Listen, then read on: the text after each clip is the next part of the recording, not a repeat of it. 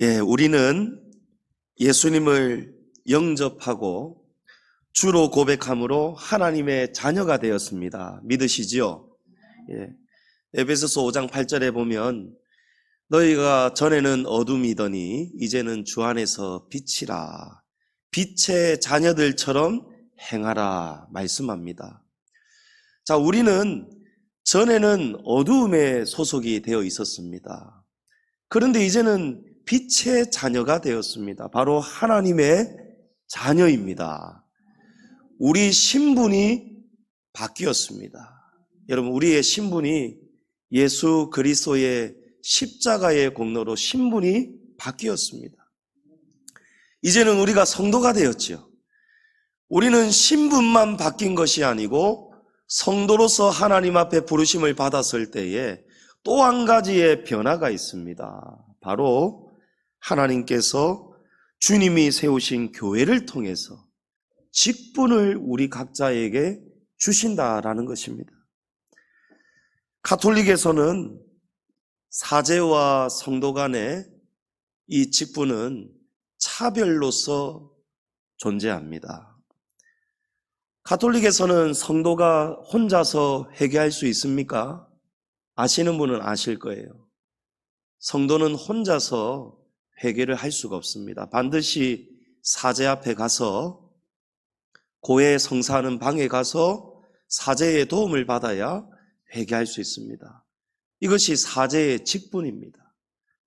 그리고 성찬식을 예식에 참여할 때에도 성도들은 포도주 잔을 받을 수가 없습니다. 여러분 알고 계셨나요? 줄을 서서 사제 앞에 와서, 요즘은 또 바뀌었던데 동그란 과자 같은 그런 것을 떡으로 이제 사제가 주는 것을 이제 받습니다. 포도주는 사제만 마실 수가 있는 것이죠. 그러나 교회의 직분은 차별과 차등으로서 하나님이 주시는 것이 아니고 주님의 교회를 한 마음을 이루고 합력해서 동력하라고 주시는, 하나님이 주시는 직분입니다. 그래서 11절에 어떤 사람은 사도로, 어떤 사람은 사도로, 선지자로, 복음 전하는 자로, 목사와 교사로 삼으셨다. 여러분, 교회의 직분을 누가 세웠다고 말씀합니까? 그가 세웠다라고 말씀합니다. 하나님이 우리 각자의 직분을 하나님이 세우시는 거예요. 성도의 직분은 목사의 직분도, 장로의 직분도, 권사의 직분도, 집사의 직분도, 성도라는 직분도, 모든 직분은 하나님 한 분에 의해서 우리에게 주신다. 여러분, 이것을 꼭 명심하시기 바랍니다. 초대교회가 집사를 세울 때에 어떤 방법으로 뽑습니까?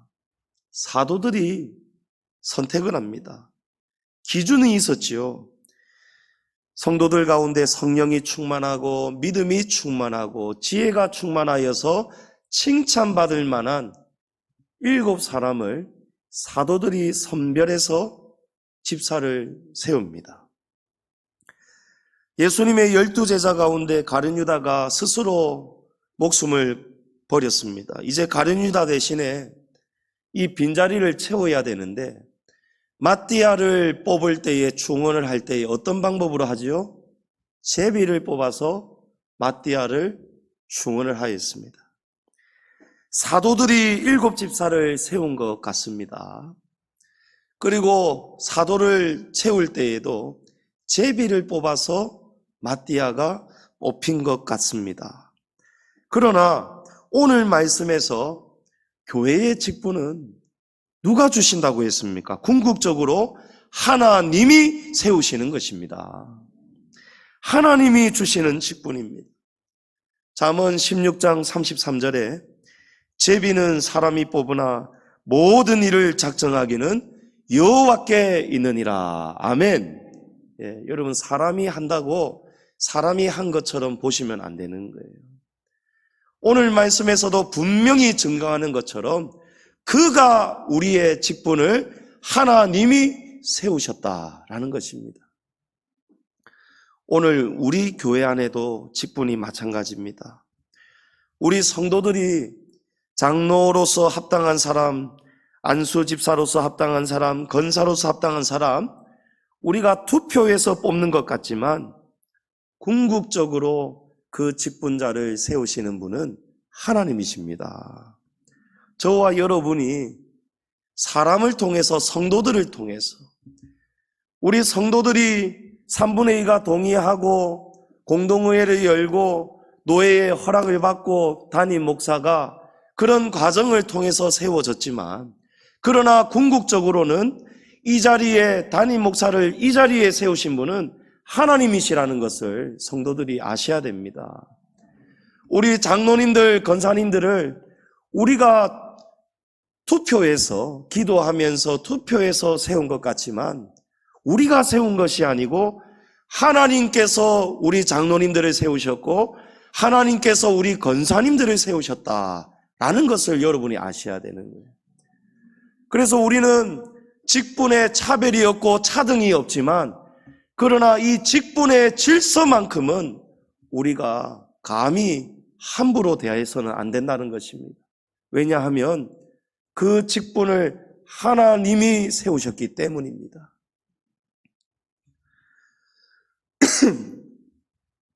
아주 오래전에 우리 교회에 어떤 성도님이, 우리 원로 목사님께서 담임하시던 아주 오랜 예전의 일입니다.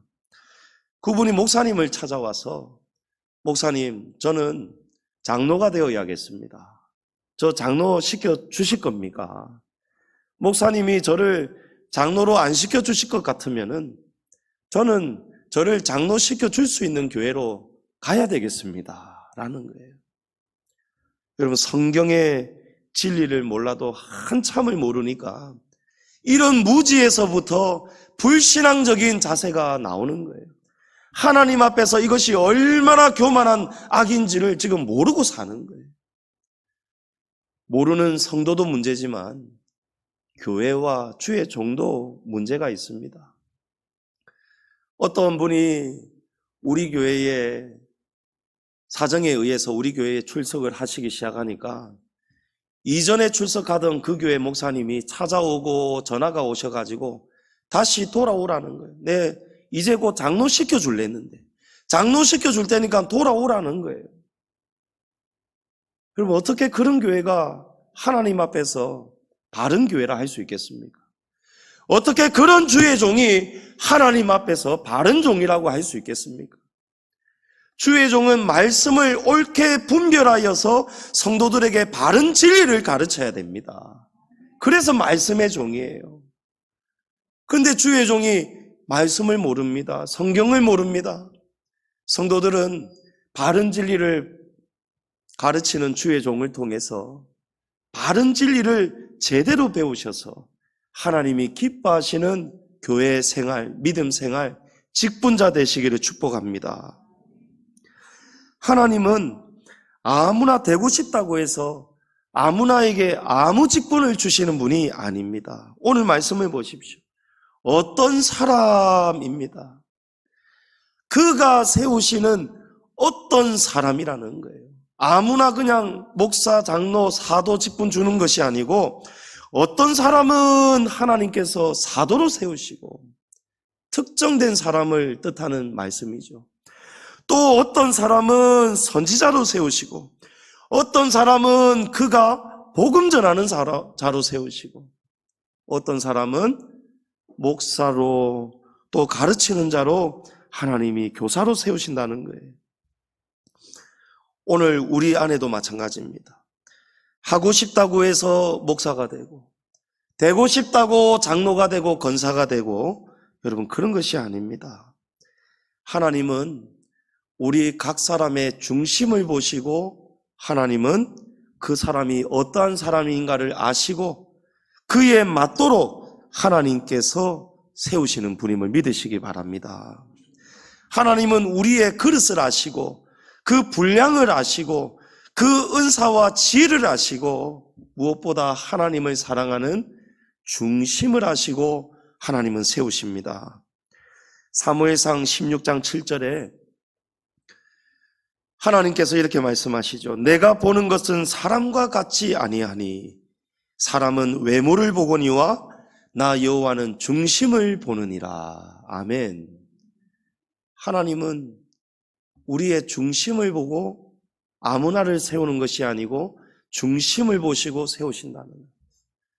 사무엘 선지자가 이새의 아들들 가운데 이스라엘 왕을 세울 것이라는 하나님의 말씀을 듣고 가서 기름을 부으라고 그런 사명을 가지고 왔습니다.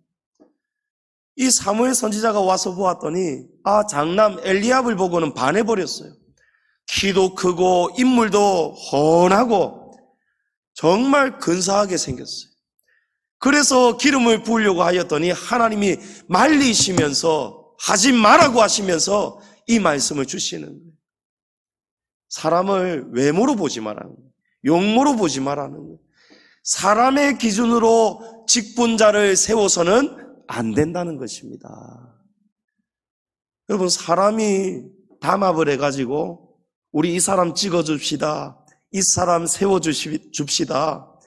여러분, 하나님 앞에서 그 행위가 얼마나 악이라는 것을 우리 성도들은 두려워하셔야 됩니다.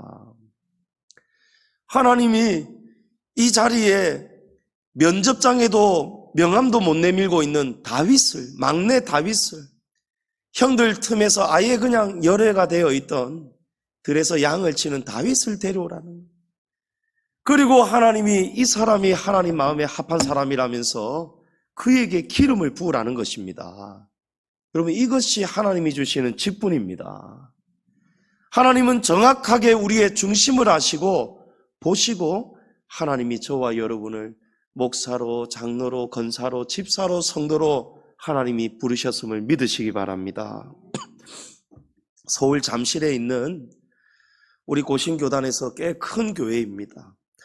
그 교회에 제가 신학대학원 공부할 때에 제 은사 중에 한 분이신 교수님이 그 교회에 출석을 하고 계셨는데 수업 시간에 이런 직분을 가르쳐 주시면서 교수님이 말씀해 주신 일화예요.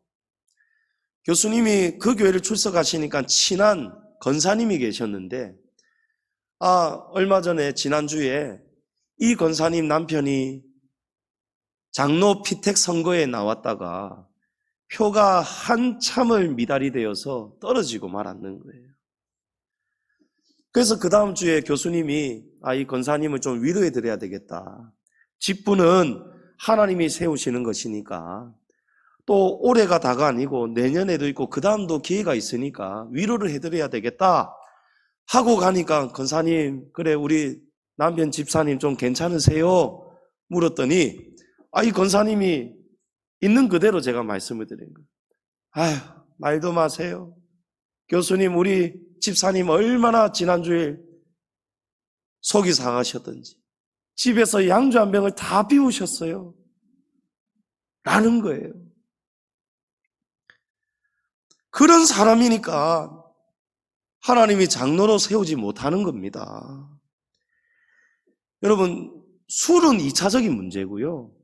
제가 말씀드리는 기준은 여러분, 이 사실을 여러분이 잘 중심을 정립을 하셔야 되는데, 직분에 대해서 지금 모르는 사람이 어떻게 직분자가 되겠습니까? 사람이 보기에도 안 되겠는데 우리의 마음속 깊은 것을 다 아시고 살피시는 하나님께서 그 사람의 상태를 아시기 때문에 떨어지게 만드신 거예요. 그리고 중요한 것은 내가 장로가 못 되었다고, 내가 집사 못 되었다고, 권사 못 되었다고, 장로 못 되었다고 속 상해가지고 집에서 술을 마신다. 여러분, 속상하니까 술 마셨겠죠? 근데 왜 속상하단 말입니까? 장로 돼야 되는데 장로가 못 되었기 때문에 속상한 거예요. 여러분, 이것이 더 큰 문제입니다. 내가 되고 싶은데 이번에 될 줄 알았는데 내를 뽑아주지 않은 성도들이 있단 말이에요. 그래서 10중 8구는요, 중직자 선거에 나왔다가 떨어지면 그 시험을 못 이겨서 떠나가는 분들이 있다라는 거예요. 그 시험을 못 이깁니다. 하나님을 바라봐야 되는데요. 직분은 하나님이 주신다라고 성경이 말씀하고 있는데 내를 안 뽑아줬다고. 성도들이 야속해지는 거예요. 그래서 이 마음속에서 뭐가 나오는지 압니까? 미움이 나오고 서운함이 나오는 거예요. 사단이 주는 마음입니다. 저 사람을 볼 때마다 저 사람 내를 뽑아줬을까 안 뽑아줬을까? 분명히 안 뽑아줬을 거야. 그러면서 더 미워져 버리는 거예요. 그래서 주님의 교회가 직분자를 세울 때에, 직분을 받을 때에 교회가 더 든든해져야 되는데 교회에 시험이 찾아오는 거예요. 여러분 왜 그렇습니까? 목사도 제대로 가르치지 않았고 성도들도 제대로 배우지를 못했고 전부 다 성경을 모르기 때문에 그래요. 거룩하시고 존엄하신 높으신 지존하신 하나님이 주시는 직분인데 하나님과 우리 관계를 돌아봐야 되는데 내 신앙을 돌아봐야 되는데 사람을 가지고 시비를 하는 거예요. 서로 간에 시험이 드는 거예요. 여러분 직분은 모든 직분은 차별이 있다고 했습니까? 차등이 있다고 했습니까? 없습니다. 가톨릭은 잘못 가르치고 잘못 행하는 것이고 교회 안에서는요 목사라고 해서 하늘이고 성도라고 해서 한참 밑에 계급이고 여러분 그런 곳이 교회가 아니라는 거예요. 목사도 하나님 앞에서 제대로 그 직분 감당하지 못하면 여러분 나중에 구원도 못 받을 수도 있습니다. 악하고 게으른 종아 바깥 어두운 데로 쫓겨나서 슬피 우며 이를 갈게 되는 경우들이 있습니다. 목사이면 천국 가는 것이 아니라는 것입니다.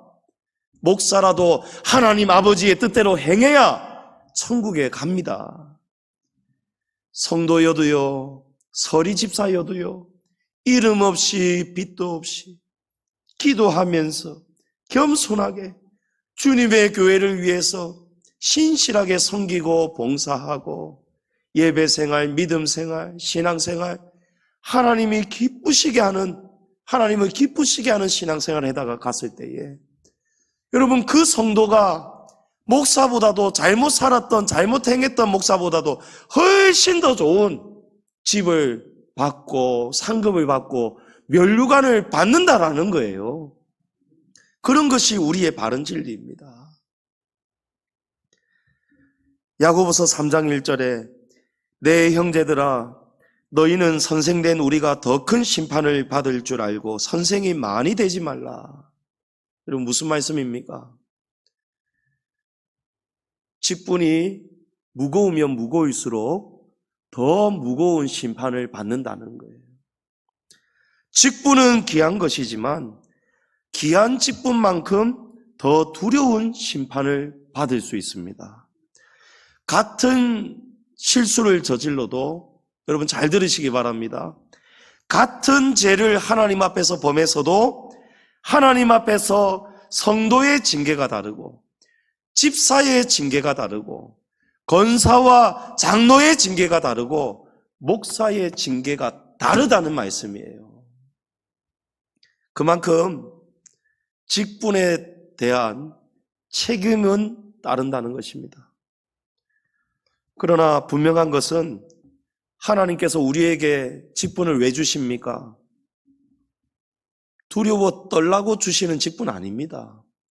하나님께서 우리 각자에게 이 사명을 맡기시면서 이 달란트를 맡기시면서 잘 감당해서 정말 하나님을 기쁘시게 해서 이 직분, 귀한 직분 잘 감당해서 나중에 귀한 상급과 귀한 면류관을 하나님이 주시기 위해서 귀한 것을 주시기 위해서 하나님이 저와 여러분에게 각자의 직분을 주신 것이 분명합니다.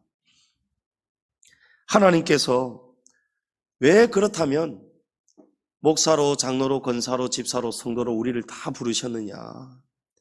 구별된 직분을 왜 주셨느냐?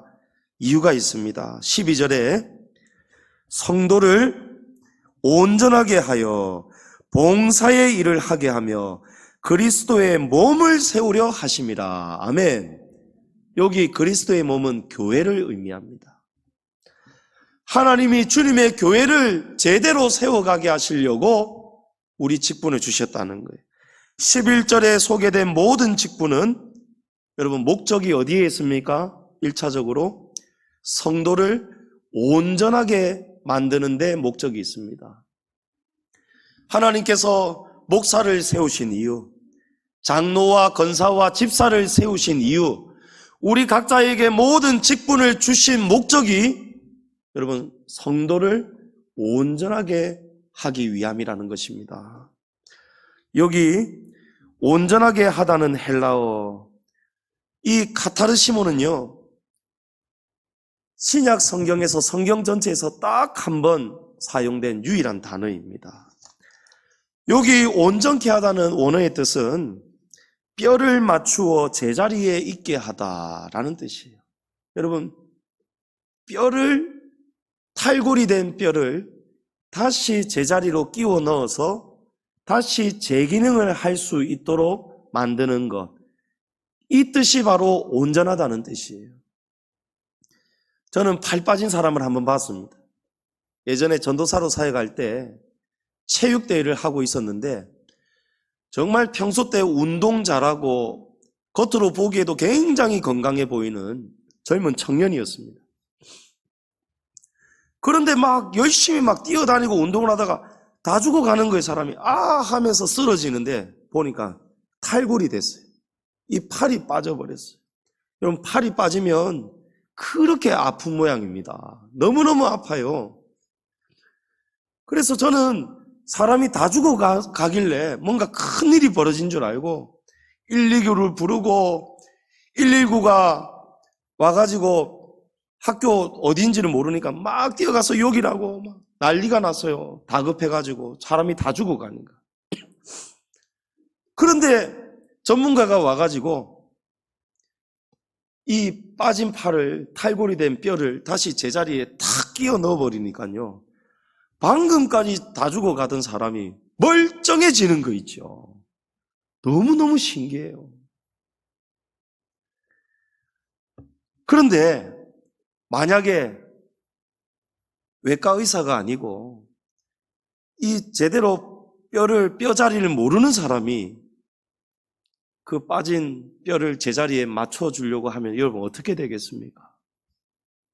사람 더 죽겠지요. 죽는 겁니다. 건들지 못하게 할 겁니다. 뼈를 넣으려는 사람도 힘이 들기는 마찬가지일 거예요. 방법이 없으니까요. 여러분, 왜 저와 여러분을 하나님께서 직분을 주셨다고 했습니까? 교회를, 성도를 온전하게 하라고 우리에게 직분을 주셨다는 거예요. 믿으십니까? 그러면 목사도, 장로도, 권사도, 집사도 어떠한 사명을 가지고, 어떠한 목적을 가지고 주님의 교회를 섬겨야 되겠습니까? 뼈 빠진 사람들, 뼈가 빠져 있으니 지금 얼마나 교회가 지금 아프겠습니까? 교회가 시끄럽겠습니까? 암흑의 성도, 여러분, 교회는 그렇다면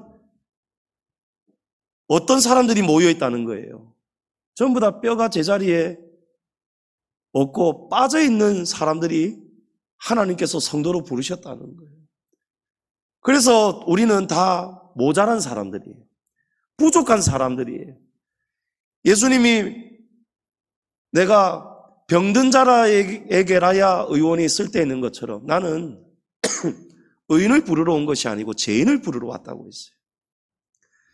교회는 오늘 말씀으로 비추어 보면은 전부 다 뼈가 제자리에 없어서 뼈가 빠져가지고 지금 아우성이 아프다고 아우성하는 사람들이 모인 곳이 우리 교회입니다. 여러분, 하나님의 말씀이니까 여러분이 그대로 들으셔야 되는 거예요. 나는 멀쩡한데, 여러분 그렇게 생각하시면 안 돼요. 지금 여기저기에 신체에 이 뼈 마디마디가 지금 빠져 있단 말이에요. 그러면 이 빠져 있는 뼈를 목사가 맞춰줘야 되고, 장로가 맞춰줘야 되고, 권사가 맞춰줘야 되고, 집사직분 받은 분들이 서로 맞춰줘야 되는 거예요. 그래야 어떻게 됩니까? 온전하게 된다는 거예요. 그러면 어떻게 됩니까? 온전하게 되면 성도들이 봉사를 하게 된다는 거예요. 하나님을 섬기고 교회를 섬기고 성도들을 섬기고 봉사를 하게 된다는 거예요. 봉사를 하게 되면 어떻게 됩니까? 주님의 교회가 12절에 그리스도의 몸이 세워진다는 것입니다. 할렐루야! 여러분, 이래야 교회가 세워진다는 거예요. 서로 고통을 해결해 줘야 돼요. 아픈 사람, 안 그래도 지금 팔이 빠져 있는데 아픈 사람 팔을 비틀어 버리면 어떻게 되겠습니까? 여러분, 그래서 그런 일이 교회에서 일어나서는 안 된다는 거예요. 실수가 나오고 허물이 나오고 서로 마음이 틀어지고 오해가 생기고 갈등이 생기고, 특히 그 이면에는요, 악한 영들이 우리의 마음을 회방을 합니다. 이 안에서 뼈가 제대로 맞춰져 있으면은 여러분, 뼈가 떨어지면 어떻게 돼요? 팔을 못 움직입니다. 기능이 상실이 돼요. 기능이 상실이 되니까 우리 안에서 너희가 전에는 어둠이더니 이제는 주 안에서 빛이라, 빛의 자녀들처럼 행하라. 빛의 열매는 모든 착함과 의로움과 진실함이니라. 모든 착함이 나와야 되는데 뼈가 빠져버리니까 기능이 상실돼 버립니다. 나오지가 않은 거예요. 선한 생각이 나오지 못하고 선한 말이 나오지 못하고. 여러분, 그럴 때 어떻게 해야 됩니까? 지금 직분자들을 세우신 목적이 뭐라고 했습니까? 이렇게 기능을 하지 못하는 성도들이 눈에 보인다면, 지금 그릇된 생각을 가지고 그릇된 말을 하고 실수와 허물이 있는 성도들이 있다면, 여러분, 시비를 해야 되겠습니까? 옥신각신을 해야 되겠습니까? 아니면 어떻게 해야 되겠습니까? 직분자들은 제자리에 뼈를 맞추어 줘야 된다는 거예요. 뼈가 빠졌기 때문에 지금 교회가 소란해지고 교회에 갈등이 생기고, 만약에 그런 일들이 있다면 서로가 서로를 빨리 알아차려가지고 뼈를 제자리에 맞춰줘야 된다. 그러면 어떻게 됩니까? 온전해지죠. 온전해지면은 팔다리가 잘 움직이니까 어떻게 돼요? 섬기게 됩니다. 봉사하게 됩니다. 그렇게 되면서 마지막에 궁극적으로는 우리 양지중앙교회가, 우리 예수님의 그리스도의 거룩하신 몸 양지중앙교회가 세워진다는 거예요. 그러면 우리가 어떻게 해야 온전해질 수 있겠습니까? 여러분, 자기 자신부터 온전해져야 돼요. 내가 온전하지 못한데 누구를 온전하게 만든다는 것입니까? 지금 내가 팔다리가 빠져 있는데 누구를 맞춰준다는 것입니까? 여러분, 나 자신부터 온전해져야 돼요. 내가 온전해지고 내가 온전해져야 다른 사람들을 온전해질 수 있도록 섬길 수가 있는데, 더 중요한 것은요, 자리를 알아야 돼요. 뼈를 맞추려면 제자리를 알아야 되지 않겠습니까? 어디가 제자리인지를 알아야 되는 거예요. 그래서 우리는 교회 안에서, 우리 성도들 안에서 어떻게 해야 성도들에 빠져있는 이 부분을 제자리에 끼울 수 있는가? 모범적인 자리를 찾아가야 됩니다. 모범적인 자리가 13절에 나와 있습니다. 온전한 사람을 이루어 그리스도의 장성한 분량이 충만한 데까지 이르라. 할렐루야. 온전한 사람을 이루어, 온전한 사람을 이루려면 어떻게 해야 됩니까? 그리스도의 장성한 분량까지 자라가라는. 여러분, 우리 성도들이 본받아야 할 모범이 누구십니까? 그리스도십니다.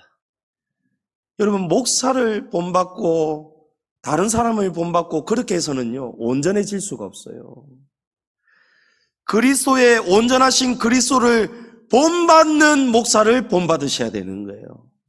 아무나 본받아서는 안 된다는 거예요. 우리 사람에게는요, 온전한 모델이 아무도 없습니다. 믿음의 조상 아브라함, 첩을 두었지요. 하나님은 첩을 싫어하시는데 첩을 두었습니다. 아브라함이 거짓말도 했습니다. 자기 아내 사라를 누이라고 거짓말까지 해서 큰 낭패를 볼 뻔도 하죠. 모세는 혈기가 얼마나 무서운지 살인까지 저질렀죠.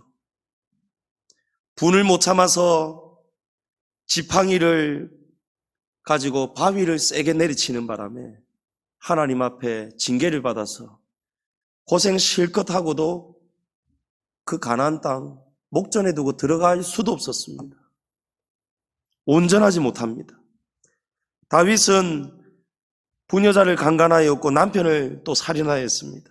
멀쩡한 가정 파탄시켰습니다. 바울은 어떤 사람입니까?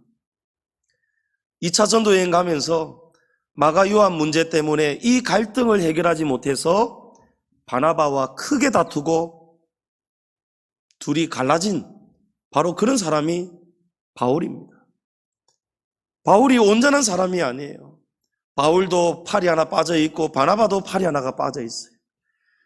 그러나 이 사람들이 모세도 아브라함도 다윗도 바나바와 바울도 계속 팔이 빠져 있었습니까? 아닙니다.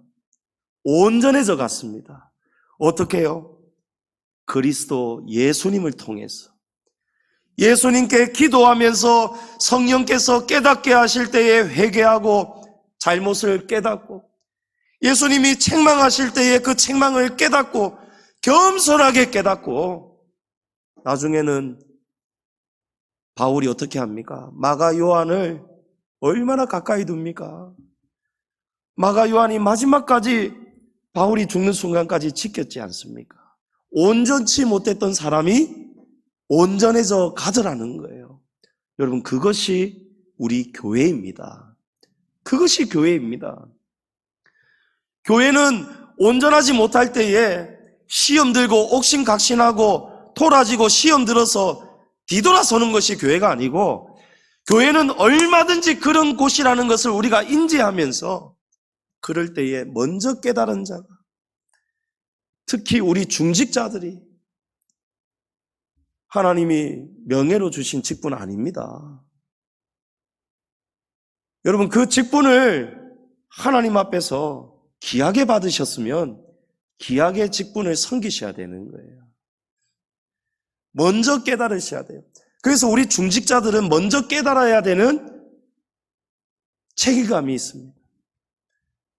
다른 성도들보다 우리 청년들에게 또 우리 초신자들 앞에서 또 신앙생활 이제 한지 얼마 안 된 성도들 앞에서 또 이제 서리집사님들 앞에서 우리 권사님 장로님들은 그 직분의 모범이 되셔야 되는, 그 모범이 되기 위해서 어떻게 해야 된다고요? 그리스도 예수님에게까지 장성한 분량으로 채워가셔야 돼요. 목사는 더 무거운 책임감을 가지고 있습니다. 목사는 성도들이 보지 못하는 것을 볼 수 있어야 되는 거예요. 이것을 우리의 싸움은 혈과 육의 싸움이 아니라는 거예요. 악한 영을 상대함이라고 했어요. 성도들이 보지 못할 때에 목사는 영적인 세계를 보고 성도들을 지켜줘야 돼요. 제가 우리 중직자들의 신앙을, 믿음을 온전하게 도와줘야 되고, 우리 중직자들은 우리 온 교회 성도들을 향해서 우리 중직자들은 또 온전케 될 수 있도록 뼈가 빠진 성도들이 없는지 살펴보면서 끼워주셔야 되는 거예요. 그래야 우리가 제 기능을, 목사의 기능, 중직자의 기능, 모든 성도의 기능이 활발하게 되어서, 여러분, 자전거 체인이 빠져버리면 어떻게 되겠습니까? 자전거 굴러갈 수가 없는 거예요. 빠져있는 체인을 제자리에 꽂아 놓아야, 다시 체결을 시켜야 자전거가 쌩쌩 가는 것처럼 우리에게 각자에게 직분을 주신 이유, 빠져있는 체인을, 빠져있는 뼈를 제자리에 체결하라고 직분을 주셨어요.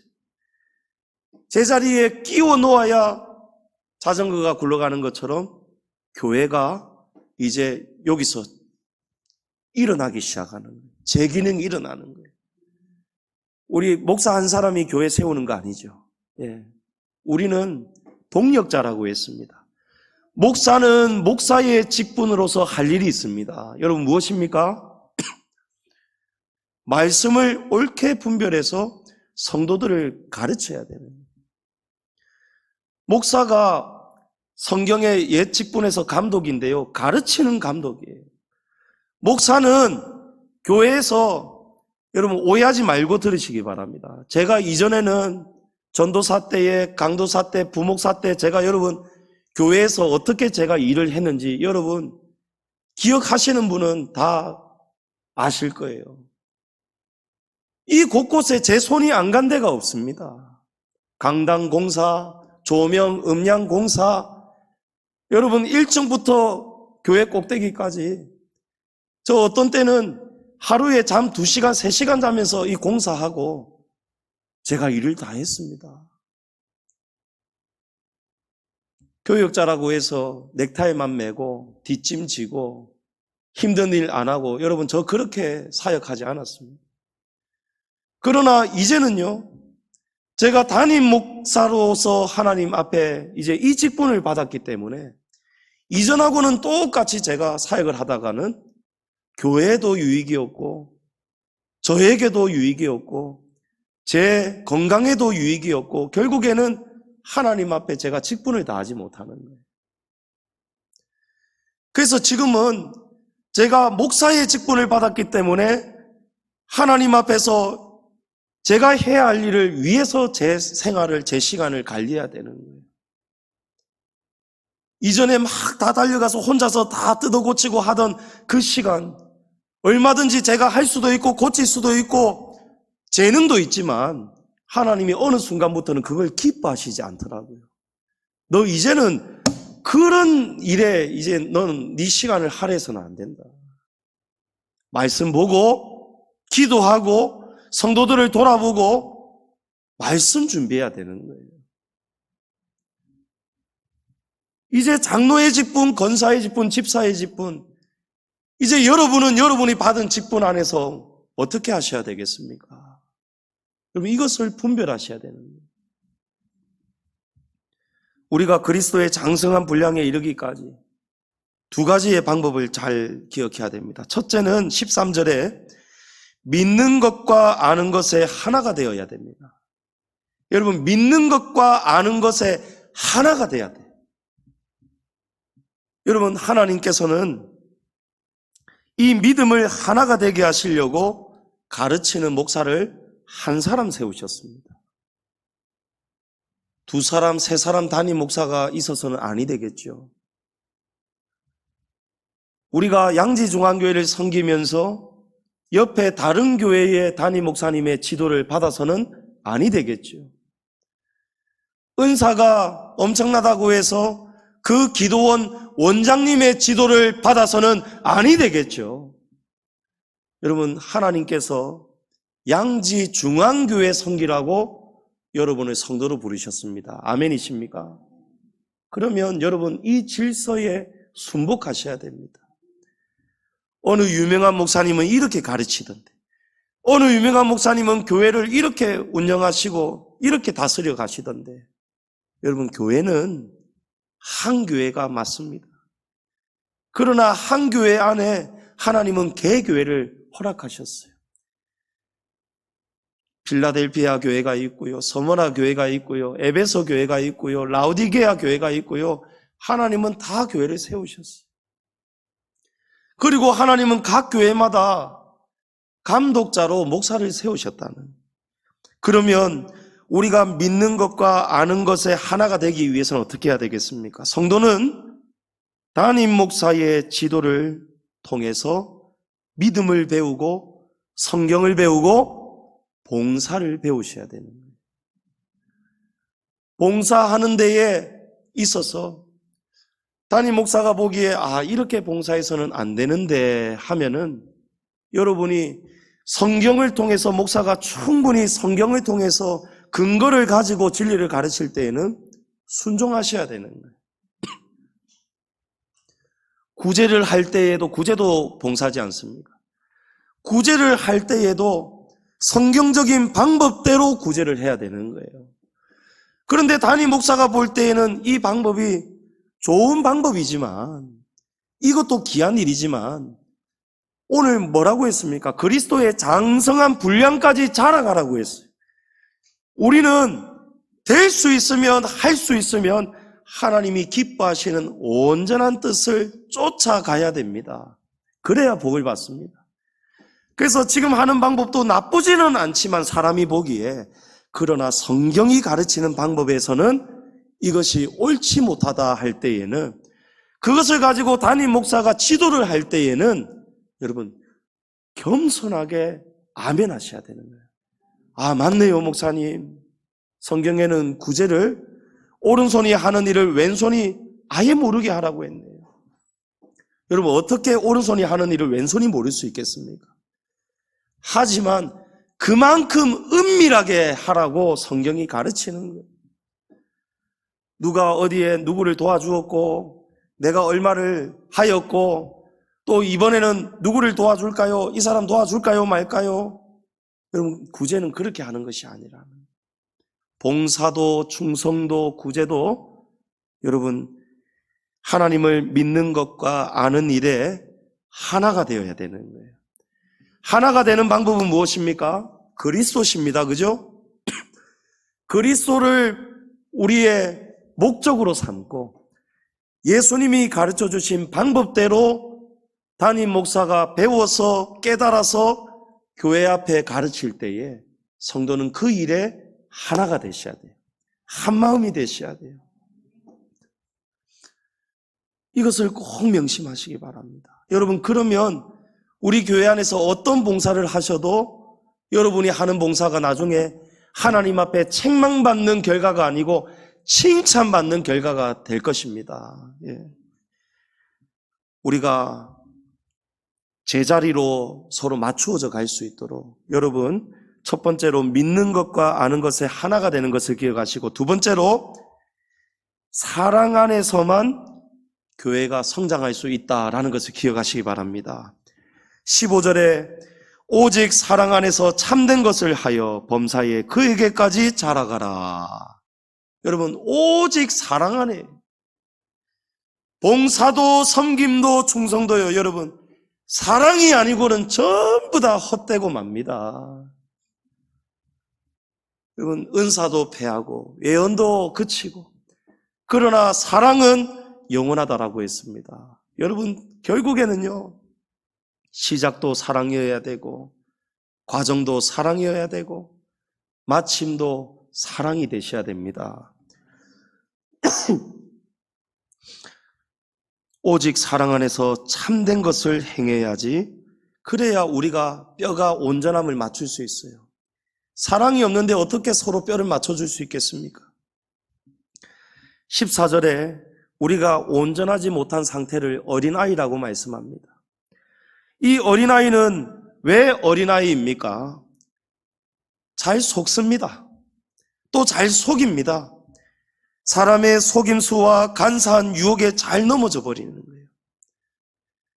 이런 것을 한마디로 하면 무엇이 되겠습니까? 말 때문입니다. 말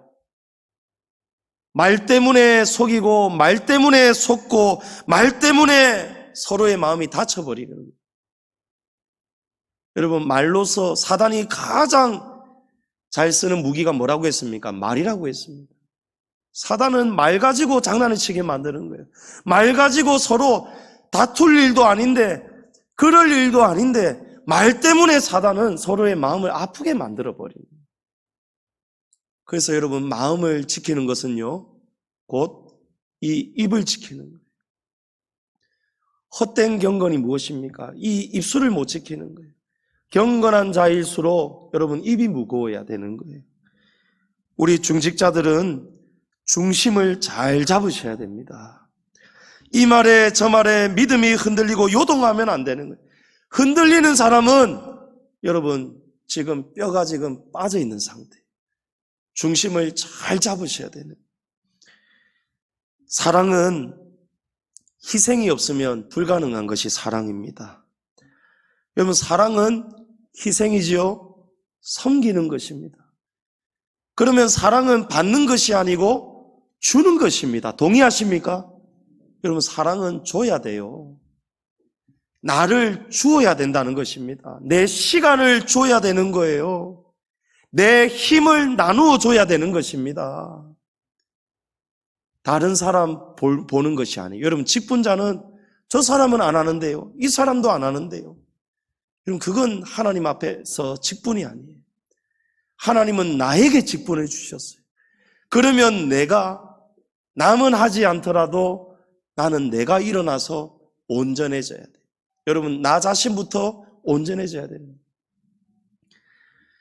사랑은 결국은 어디로 이어집니까? 사랑은 희생이고 섬기는 것인데, 사랑은 결국은 봉사의 열매를 맺습니다.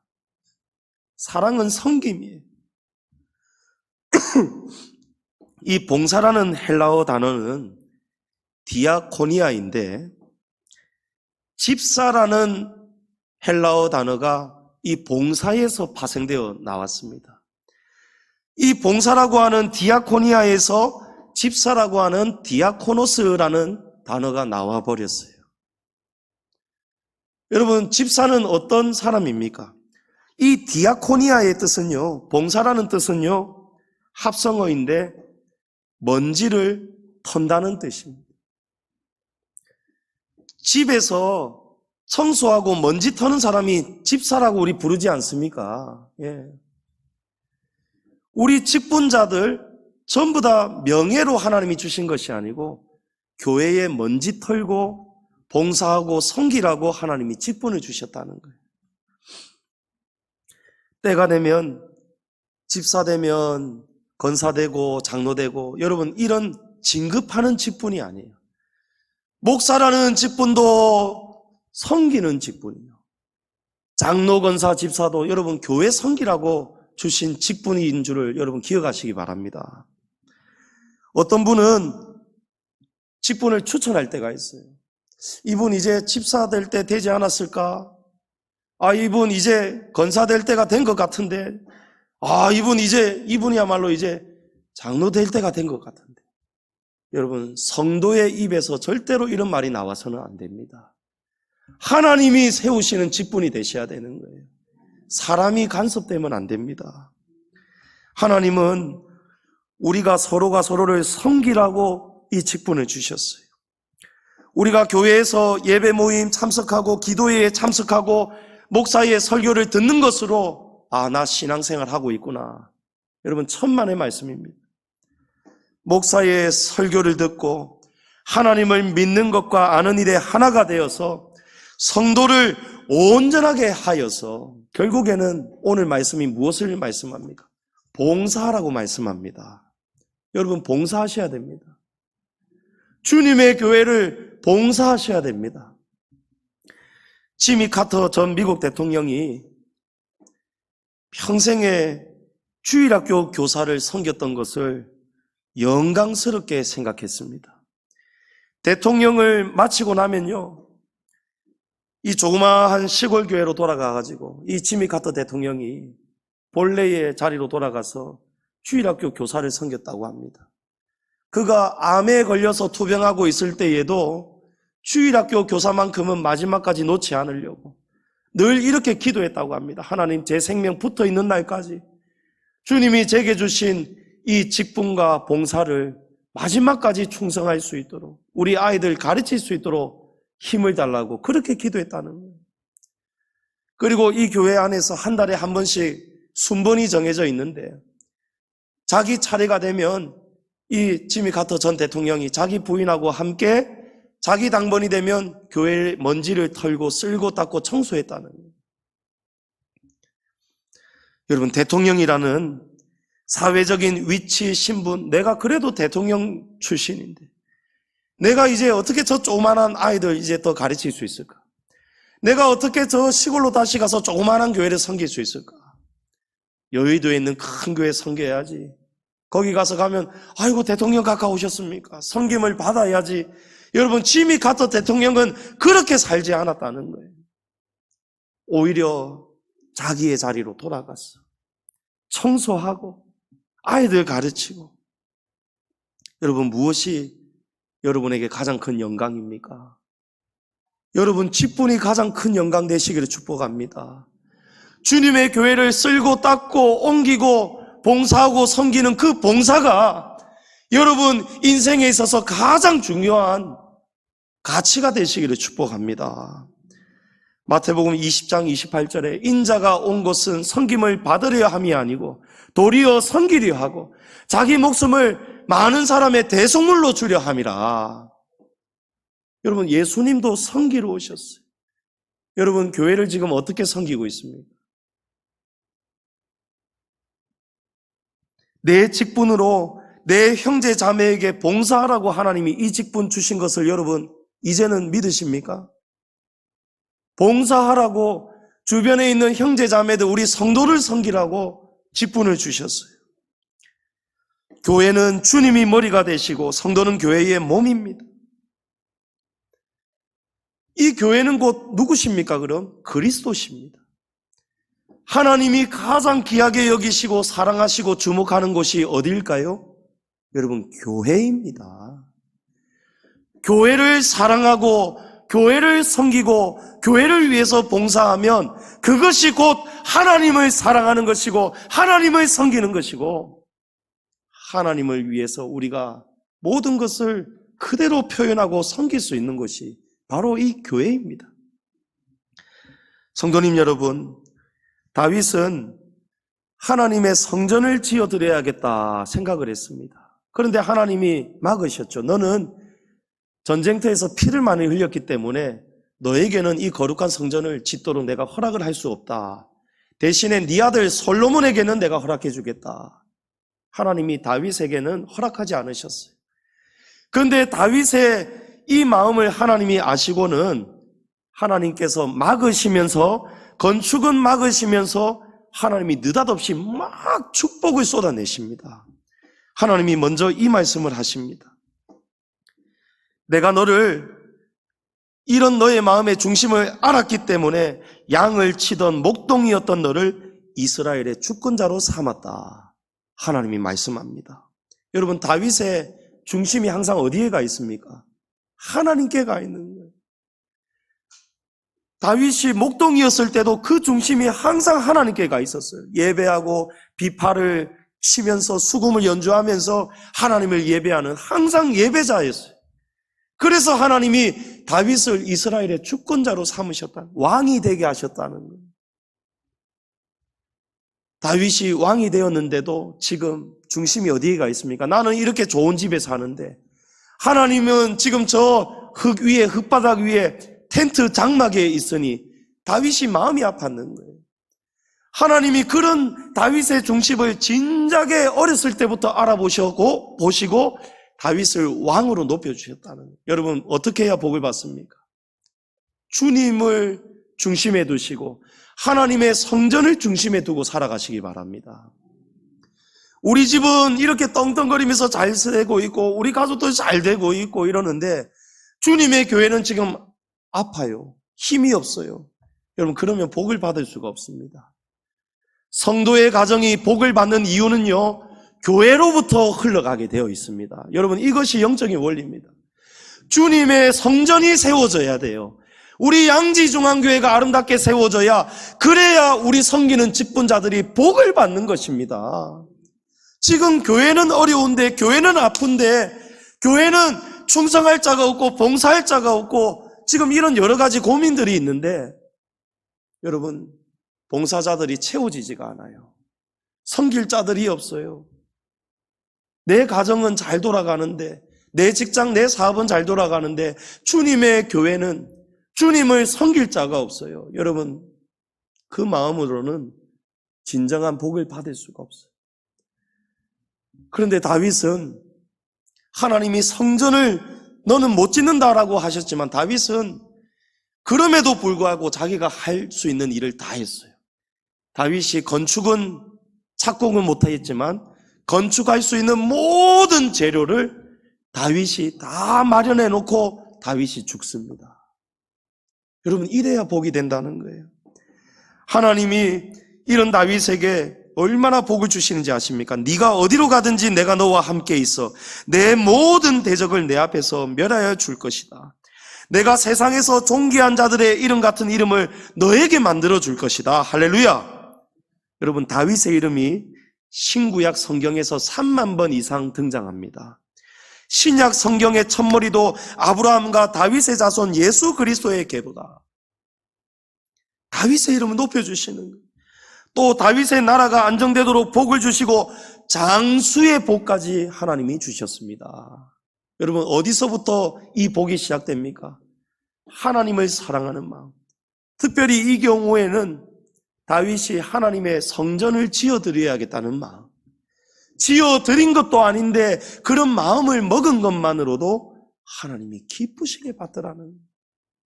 성도님 여러분, 직분은 명예가 아닙니다. 오늘 말씀 설교 시간 너무 길어졌지만 여러분 너무나도 중요하기 때문에 오늘 스승의 날을 맞아서 제가 여러분의 영적인 스승으로서 여러분의 영혼이 참으로 잘 되기를 바라는 마음으로 제가 이렇게 교회 앞에 가르치는 것입니다. 여러분 오늘 이 말씀 배우시기 바랍니다. 내게 주신 직분.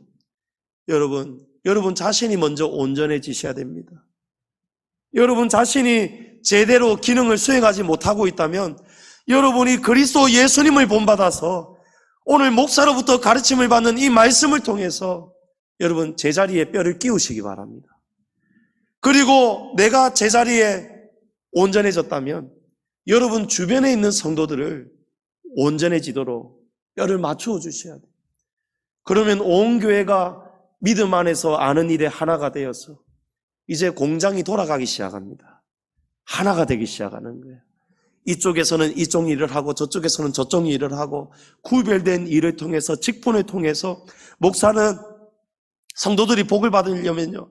목사는 오직 예배 섬기는 일에 집중할 수 있도록 성도들의 영혼을 잘 가르칠 수 있도록 다른 일에 신경 안 써도 되도록 그래서 장로님들 세우신 거예요. 장로님들께서 목사님이 담임 목사가 이 온전히 예배 은혜롭게 인도할 수 있도록 말씀 준비하는 일에 집중할 수 있도록 그래서 다 직분자가 있는 거예요. 그런데 목사가 하지 않아야 되는 일을 제 기능이 돌아가지 않으면요 목사가 거기에 다 신경을 써야 돼요. 이 사람 저 사람 다 또 하고 목사가 다 이렇게 해야 돼요. 그러면 결국은 영적인 해가 우리 성도들에게 돌아가는 거예요. 주님이 피로 사신 교회를 다윗처럼 지미 카터 전 대통령처럼 여러분 죽는 순간까지 혼신의 힘을 다해서 사랑하시기 바랍니다. 여러분 봉사하시기 바랍니다. 교회에 출석만 하시고 나는 하나도 섬기는 것이 없고 섬김을 받고만 계시다면 여러분 신앙생활 잘못하는 것입니다. 몸이 너무 힘이 드셔서 도무지 시간이 안 되셔서 여러 사정들이 있습니다. 그런 분들은 다른 방법으로 섬기시면 돼요. 기도로 섬기시면 되고요. 말로라도 아이고 장로님 수고하십니다. 목사님 수고하십니다. 기도로 도와주시면 돼요. 어떤 것이든지 기도로 봉사하시든지 무엇으로든지 여러분 봉사하셔야 됩니다. 그래야 여러분 하나님 앞에서 칭찬받습니다. 내가 죽도록 충성하라. 그리하면 내가 생명의 간을 내게 주리라. 하나님이 주시는 귀한 상급과 면류관을 받는 주역들이 되셔서 영혼이 잘 되고 범사가 잘 되셔서 다윗처럼 이렇게 엄청난 복을 여러분 가정에 하나님이 쏟으시는 복을 받는 여러분 가정 되시기를 주님의 이름으로 축복합니다.